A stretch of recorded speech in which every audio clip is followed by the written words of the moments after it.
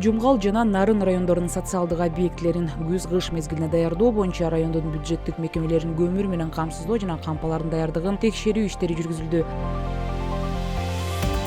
Кыргыз көмүр ишканасы билдиргендей, Кара Кече филиалы жогоруда аталган райондордун социалдык мамлекеттик мекемелери менен 10.450,8 тонна көлөмүндө көмүр жеткирүүгө келишим түзгөн. Жумгал районунун мамлекеттик мекемелери менен 5.559,3 тоннага, Нарын облусунун мамлекеттик мекемелери менен 4.891,5 тоннага келишим түзүлгөн. Учурда 10.137 тонна көмүр отуну жеткирилди.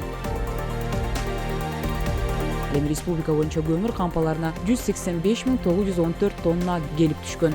Ал эми 178.600 тонна бул сатылган көмүр. Калдык 7.314,37 көмүрдү түзөт. Анын ичинде 5.856 ашык тонна балыкчыга жөнөтүлгөн.